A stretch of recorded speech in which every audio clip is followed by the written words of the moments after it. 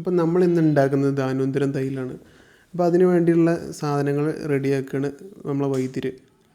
അപ്പോൾ അതിലേക്ക് കുറേ ദശമൂലം മറ്റുള്ള മരുന്നുകളൊക്കെ ആവശ്യമുണ്ട്. അപ്പോൾ അതിനുള്ള പ്രിപ്പറേഷനിലാണ് ഇപ്പോൾ ഇത്. അപ്പോൾ ഈ സ്ത്രീകളുടെ മെയിനായിട്ടുള്ള പ്രശ്നങ്ങൾക്ക്, അതായത് സൂതികാ പരിചര്യം, അതിന് വേണ്ടിയിട്ടാണ് മെയിനായിട്ട് നമ്മൾ ഈ ധാന്വന്തരം തൈലം കൊടുക്കുന്നത്. അപ്പോൾ നമുക്കത് കാണാം. അപ്പോൾ ഇത് നമ്മൾ കുറുന്തോട്ടി ആണ്. കുറുന്തോട്ടി നമ്മൾ പൊടിക്കുന്നതാണ് മെഷീനിൽ വെച്ചിട്ട്.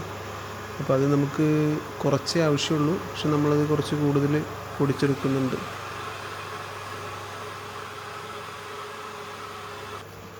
പിന്നെ നമ്മളെ വൈദ്യരത് അതിലേക്കുള്ള ഇൻഗ്രീഡിയൻസൊക്കെ വൃത്തിയാക്കണം, കഴുകി വൃത്തിയാക്കുന്നതാണത്. അപ്പോൾ ഈ കായിനെ കുറിച്ച് അറിയുന്ന ആരെങ്കിലും ഉണ്ടെങ്കിൽ ഒന്ന് കമൻറ്റ് ചെയ്യൂ കേട്ടോ. ഇതെന്താണ് ചേർക്കുന്നതെന്ന് പൊതുവെ ഉണ്ടാക്കുന്നവർക്ക് അറിയുന്നുണ്ടാവും. അപ്പോൾ അതെന്താണെന്നുള്ളതൊന്ന് കമൻറ്റിൽ പറയൂ.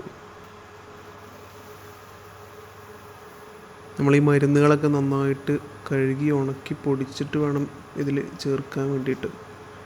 മരുന്നിൽ ചേർക്കണമെങ്കിൽ നമ്മൾ നന്നായിട്ട് ഉണക്കി പൊടിക്കണം.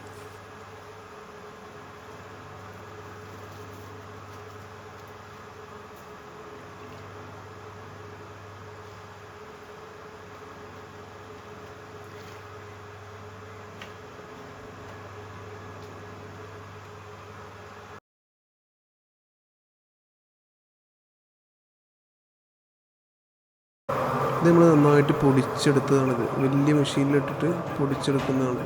ഇത് കഷായം, അതായത് ക്വാദത്തിലേക്ക് ആവശ്യമുള്ളതും കൽക്കത്തിലേക്ക് ആവശ്യമുള്ളതും വേറെ വേറെ പൊടിച്ചെടുക്കണം നമ്മൾ. ഇതിപ്പോൾ ക്വാദത്തിലേക്കുള്ളതാണ് നമ്മൾ എടുത്തിട്ടുള്ളത്.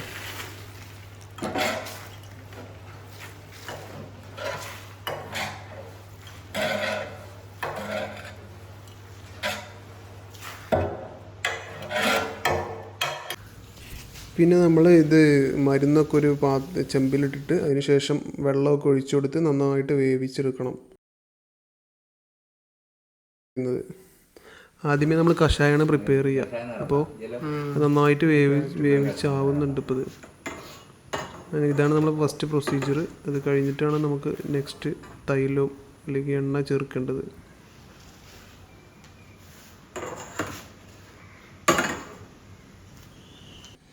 പിന്നെ അത് കഴിഞ്ഞ് നമ്മൾ എണ്ണ ചേർത്തിട്ടോ.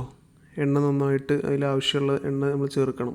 കഷായം കുറുകിയതിന് ശേഷം എണ്ണ ചേർത്ത് നന്നായിട്ട് ചൂടാക്കി എടുക്കുക. എണ്ണ നമ്മൾ ഓവറായിട്ട് ചൂടാക്കാൻ പാടില്ല. അതിനൊരു പാകമുണ്ട്, സ്നേഹപാകം. അതാവുന്നവരെ നമ്മൾ വെയിറ്റ് ചെയ്യണം.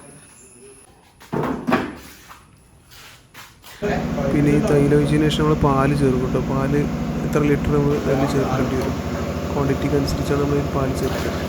അപ്പോൾ പാല് ചേർത്തിട്ട് നന്നായിട്ടത് വേവിച്ച് എടുക്കണം. ഓവർ ഹീറ്റ് ആവാതെ ഒരു സോഫ്റ്റായിട്ടാണ് ഹീറ്റ് ചെയ്യേണ്ടത്. പിന്നെ നമ്മളത് റെഡി ആയതിനു ശേഷം നല്ലൊരു പാത്രത്തിലോട്ട് മാറ്റി വെക്കുക. ഇതൊക്കെ നമ്മൾ പോസ്റ്റ് നാറ്റൽക്ക് വേണ്ടിയിട്ട് പ്രിപ്പയർ ചെയ്ത തൈലങ്ങളാണ് കേട്ടോ. അപ്പോൾ ഓക്കെ, നമുക്കിനി നെക്സ്റ്റ് പ്രിപ്പറേഷനായിട്ട് വീണ്ടും കാണാം.